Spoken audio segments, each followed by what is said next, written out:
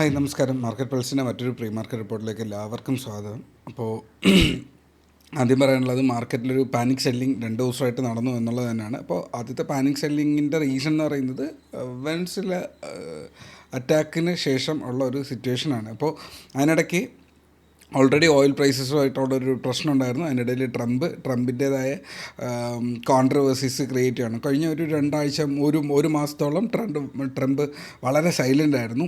അത് കാരണം നമ്മുടെ മാർക്കറ്റ് വളരെ സോഫ്റ്റായിട്ട് വളരെ സമാധാനപരമായി മാർക്കറ്റ് വളരെ ലീനിയറായിട്ട് മാർക്കറ്റ് കയറിക്കൊണ്ടിരിക്കുകയായിരുന്നു. അപ്പോൾ അതിൽ വലിയൊരു ബ്രേക്ക് എടുത്തു. അതിൻ്റെ റീസൺ എന്ന് പറയുന്നത് ഞാൻ 2-3 പ്രാവശ്യമായിട്ട് പറഞ്ഞിരുന്നു. എപ്സ്റ്റൈൻ ഫയൽസിൻ്റെ ഒരു സംഭവമാണ് ഏറ്റവും ഹിഡൻ ആയിട്ട് കിടക്കുന്നത്. അതിനെ ബ്രേക്ക് ചെയ്യണം എന്നുണ്ടെങ്കിൽ ഫർദർ കോൺട്രവേഴ്സീസ് വരണം. അപ്പോൾ അവിടെ ട്രംപിൻ്റെ ഗ്ലോബലി അറ്റൻഷൻ കിട്ടണം എന്നുണ്ടെങ്കിൽ അവിടെ ട്രംപ് താരിഫ് എന്നുള്ളൊരു കോൺസെപ്റ്റാണ് അവിടെ ഏറ്റവും ഇമ്പോർട്ടൻ്റ് ആയിട്ട് വരിക.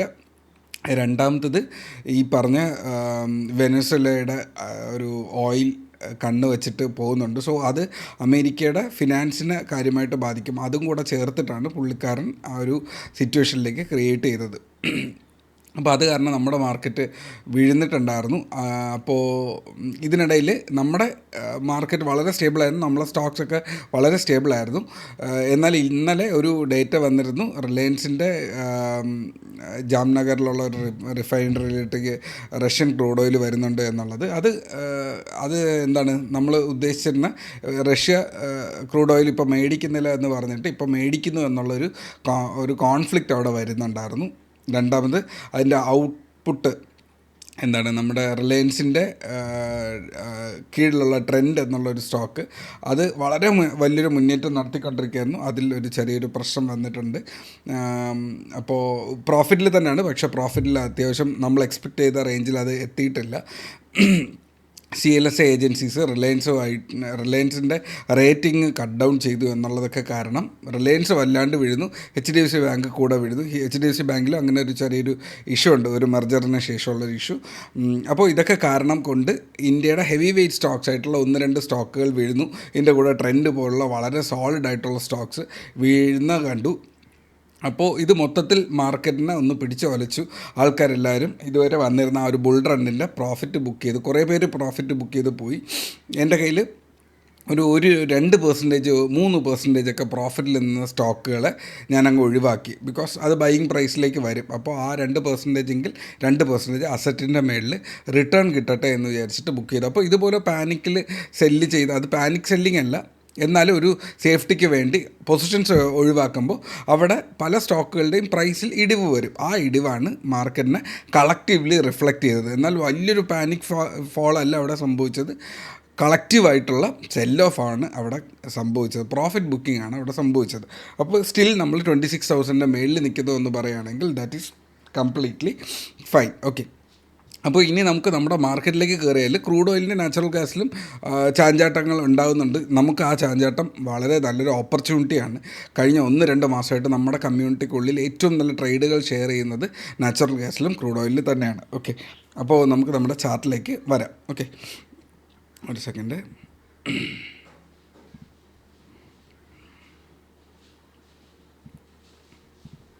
അപ്പോൾ ഫസ്റ്റ് ഓഫ് ഓൾ നിഫ്റ്റിയുടെ ഒരു അനാലിസിസിലേക്ക് വരുവാണ്. നിഫ്റ്റിയുടെ അനാലിസിസിലേക്ക് വന്നു കഴിഞ്ഞാൽ ഇത് പഴയ ഡേറ്റാസാണ്. മാർക്കറ്റ് ഈ ഒരു റെസിസ്റ്റൻസ് 26,240 എന്നുള്ള റെസിസ്റ്റൻസ് ഞാൻ ഒരുപാട് ദിവസമായിട്ട് പറയുന്നുണ്ട്. 240 എന്നുള്ളത് ഒരിക്കൽ 240 വന്നു, തിരിച്ച് താഴെ 25,880 വന്നു. 800 എന്ന് തന്നെ കൂട്ടാം. ആ ഒരു ഏരിയയിലാണ് അത് വരുന്നത്.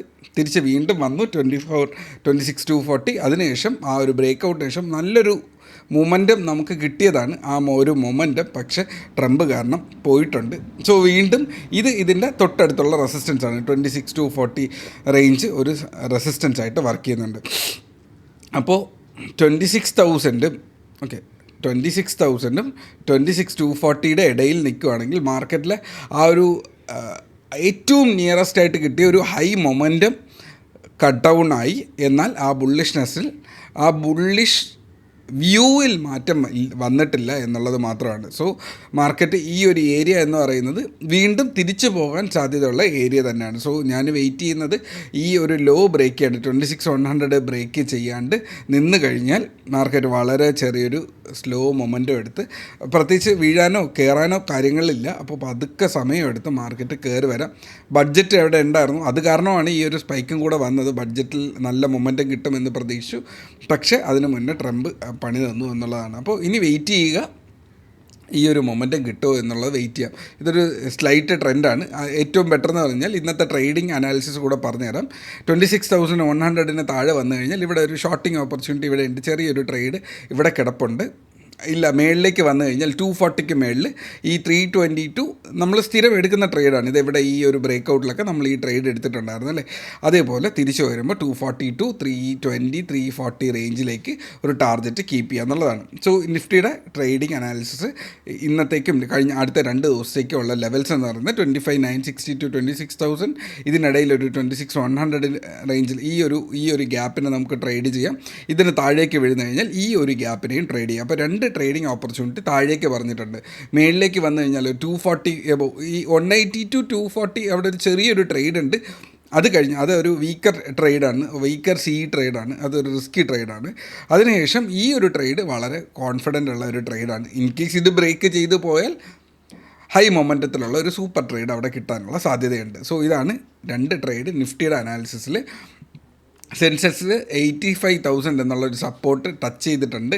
ഒരു ടീസർ ക്യാൻഡിൽ ഹിറ്റ് ചെയ്ത് നിൽപ്പുണ്ട്. വെയിറ്റ് ചെയ്യുക, ഇതിന് മേളിലേക്ക് കയറിയാൽ 85,100 മേളിൽ ഒരു ചെറിയൊരു ട്രേഡ് ഈ ഒരു റേഞ്ചിൽ 240 ഒരു ട്രേഡ് ഉണ്ട്. അതിനുശേഷം കയറിയാൽ 400 പിന്നെ 660 വരെയുള്ള ഒരു അടുത്ത ട്രേഡുകൾ അവിടെ കിടപ്പുണ്ട്. സോ ഈ ലെവൽസ് കേട്ടു എന്ന് വിശ്വസിക്കുന്നു. ഇല്ലെങ്കിൽ പോസ് ചെയ്തിട്ട് ഒരിക്കൽ കൂടെ ബാക്കിലേക്ക് പോയി തിരിച്ച് നിങ്ങളൊരു ട്രേഡർ ആണെങ്കിൽ ഈ ലെവൽസ് വളരെ വളരെ ഇമ്പോർട്ടൻ്റ് ആണ്. ശരി, ഓക്കെ. അപ്പോൾ താഴേക്കാണെങ്കിലോ ഈ ഒരു 920 ബിലോ ഈ ഒരു ടീസർ ക്യാൻഡലിൽ ലോ ബ്രേക്ക് ചെയ്യപ്പെടുകയാണെങ്കിൽ 84,800 ട്രേഡ് ഉണ്ട്. 84,800 ബ്രേക്ക് ചെയ്ത് കഴിഞ്ഞാൽ 600 ഓർ 660 റേഞ്ച് 2 ട്രേഡ് അവിടെ കിടപ്പുണ്ട്. ഈ ഒരു ട്രേഡ് അനാലിസിസ് നിങ്ങൾ നോക്കി വയ്ക്കുക. ഇത് നിങ്ങൾക്ക് യൂസ് ആവാനുള്ള നല്ല സാധ്യത ഉണ്ട്. ഓക്കെ, അടുത്തത് നമ്മുടെ ഇതൊക്കെ ഏതെങ്കിലും ക്ലാസ്സിൽ പഠിപ്പിച്ചു കൊടുക്കുന്നതാണ്. സോ അത് മിസ്സായി പോകുന്നതാണ്, പിന്നെ എറേസ് ചെയ്യാൻ വിട്ടുപോകും. ഓക്കെ, അടുത്ത് ബാങ്ക് നിഫ്റ്റി വളരെ കംഫർട്ടബിളാണ്. ബട്ട് ഇവിടെ എന്ത് സംഭവിക്കുന്നു, ഇതൊരു സിമെട്രിക് ട്രയാങ്കിളായിട്ട് നിൽപ്പുണ്ട്. അപ്പോൾ വെയിറ്റ് ചെയ്യുക, ബാങ്ക് നിഫ്റ്റി എന്താണ് ചെയ്യാൻ തീരുമാനിക്കുന്നതെന്നാണ്. ഒന്നുകിൽ ഈ ഒരു ലെവലിന് മേളിൽ 60, 240 റേഞ്ചിന് 200 മേളിലുള്ള ഒരു ലെവൽ, ഈ ഓൾ ടൈം ഹൈയിലേക്ക് 400ലേക്കുള്ള ഒരു ട്രേഡ്, ഈ ഒരു ട്രേഡിന് നിങ്ങൾക്ക് ക്യാച്ച് ചെയ്യാം.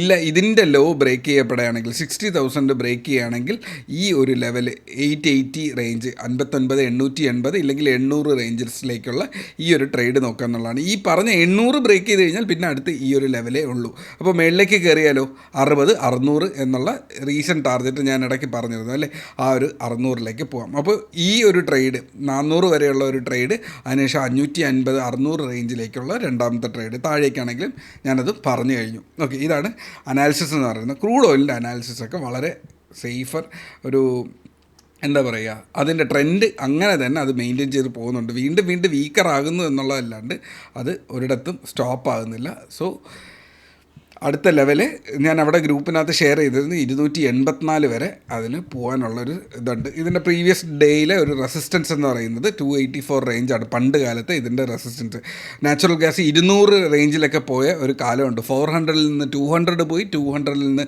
വീണ്ടും 500 വരെ പോയി, ഇപ്പോൾ തിരിച്ച് വീണ്ടും 300 വന്ന് നിൽക്കുന്നു. സോ 200 വരെ പോകാനുള്ള സാധ്യത അതിൻ്റെ പോക്കറ്റിലുണ്ട്. സോ അറ്റ്ലീസ്റ്റ് 284 ആണ് അടുത്തൊരു റെസിസ്റ്റൻസ്. സോ 284 വരെ പോകാനുള്ള ഒരു സാധ്യത, 284 to 280 വരെയുള്ളത്. സോ താഴേക്കുള്ള ലെവൽസ് ഈ തൊട്ട് മുന്നേ ഒരു മറുബോസു ക്യാൻഡിൽ ഉണ്ടായിരുന്നു. ഈ മറുബോസു ഗ്രീൻ ക്യാൻഡലിന് താഴെ വന്നു കഴിഞ്ഞാൽ നമുക്ക് താഴേക്ക് ഒരു ട്രേഡ് എക്സ്പെക്റ്റ് ചെയ്യാമെന്നുള്ളതാണ്. ഈ 2 ട്രേഡുകളും അവിടെ വാലിഡ് ആവുന്നതാണ്. തിരിച്ച് വന്നു കഴിഞ്ഞാലോ 316 മേളിൽ ട്രേഡ് നോക്കിയാൽ മതി. 316, 320 മേളിലുള്ള ഒരു സോളിഡ് ട്രേഡ് എടുത്തു കഴിഞ്ഞാൽ 332, 344 വരെയുള്ള അടുത്ത മൊമെൻറ്റംസ് വരും ദിവസങ്ങളിൽ വന്നേക്കാം. എപ്പോഴാണ് വരുന്നതെന്ന് അറിയാൻ പറ്റത്തില്ല, കാരണം സ്റ്റിൽ ട്രെൻഡ് നെഗറ്റീവ് തന്നെ ആണ്. ഓക്കെ, ക്രൂഡ് ഓയിലിൻ്റെ അനാലിസിസ് പോയാൽ പെട്ടെന്നൊരു ഹൈ ക്രിയേറ്റ് ചെയ്തിരുന്നു, പക്ഷെ അത് വാലിഡ് ആയില്ല. അപ്പോൾ ക്രൂഡ് ഓയിൽ നെഗറ്റീവിലേക്ക് വീണ്ടും പോയിട്ടുണ്ട്. ഓക്കെ, ഇപ്പോൾ ക്രൂഡ് ഓയിലിൻ്റെ നെഗറ്റീവ് ട്രെൻഡ് എന്ന് പറയുന്നത് ഇത് എടുത്തു കഴിഞ്ഞാൽ ഓക്കെ, ഇപ്പോൾ സ്റ്റിൽ അത് നെഗറ്റീവിൽ അല്ലെങ്കിൽ സൈഡ് വേസിൽ പോകുന്നുണ്ടല്ലേ. ഈ ഒരു സൈഡ് വേസ് പോകുമ്പോൾ പ്രത്യേകിച്ച് ട്രേഡൊന്നും ഞാൻ അവിടെ സജസ്റ്റ് ചെയ്യില്ല. സോ ഇതാണ് അതിൻ്റെ ഒരു ഏരിയ. അപ്പോൾ ഒന്നുകിൽ ഈ ലോ ബ്രേക്ക് ചെയ്യപ്പെടുക 5200 താഴെ പോവുക എന്നുള്ള ഒരു ട്രേഡ്, എങ്കിൽ അടുത്ത ലെവലായിട്ടുള്ള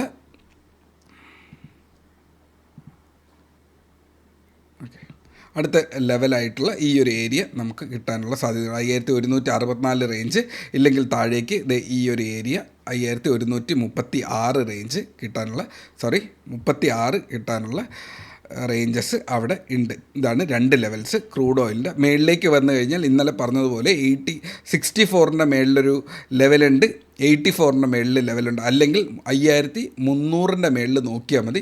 ഇതിന് ശേഷം നല്ലൊരു മൊമെൻറ്റം 64 വരെ ഉണ്ട്, പിന്നെ 96 വരെ ഉണ്ട്. സോ ഈ 4 ട്രേഡാണ് അവിടെ ഉള്ളത്. സോ അത്യാവശ്യം വലിയ അനാലിസിസ് ആണ് പോകുന്നത്, പക്ഷേ നിങ്ങൾക്ക് എല്ലാ അനാലിസിസും ആർക്കെങ്കിലും ഒരാൾക്ക് യൂസ്ഫുൾ ആകുന്നുണ്ട്. സോ അതിനനുസരിച്ചിട്ടുള്ള സിറ്റുവേഷൻ ക്രിയേറ്റ് ചെയ്യുക.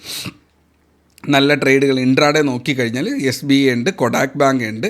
അത് പോരാഞ്ഞ് ബാക്കിയുള്ള ഞാൻ കുറച്ച് ദിവസമായിട്ട് പറയുന്നുണ്ട്, ഓയിൽ സെക്ടറിലെ സ്റ്റോക്സ്, മെറ്റൽ സെക്ടറിലെ സ്റ്റോക്സിൽ ഇപ്പോൾ ഒരു പ്രോഫിറ്റ് ബുക്കിംഗ് കഴിഞ്ഞു. ഇനി അതിൽ ഒരു മൊമെൻറ്റം കിട്ടുവാണെങ്കിൽ അവിടെ നോക്കാമെന്നുള്ളത്. അപ്പോൾ ഓയിൽ സെക്ടർ അതും ഇപ്പോൾ ഇച്ചിരി വീക്കാണ് ട്രംപ് കാരണം. അപ്പോൾ അത് കഴിഞ്ഞിട്ട് നമുക്ക് ഈ പറഞ്ഞ 1-2 സ്റ്റോക്സ്, ഓട്ടോ സെക്ടറിലെ stocks, FMCG stocks, steel sector stocks, intraday സ്റ്റോക്കുകൾക്ക് നിങ്ങൾക്ക് വാച്ച് ചെയ്യാമെന്നുള്ളതാണ്. സോ ഇത്രയാണ് എൻ്റെ ഇന്നത്തെ അനാലിസിസ്. 12 മിനിറ്റോളം ആയിട്ടുണ്ട്, പക്ഷേ ഈച്ച് ആൻഡ് എവറി മൊമെൻറ്റ് നിങ്ങൾക്ക് യൂസ്ഫുൾ ആണ് എന്ന് ഞാൻ വിശ്വസിക്കുന്നുണ്ട്. അപ്പോൾ ഇത്രയേ ഉള്ളൂ എൻ്റെ ഇന്നത്തെ സെഷൻ. മറ്റൊരു വീഡിയോയിൽ വീണ്ടും കാണാം. Trade safe, keep SL, take care, by.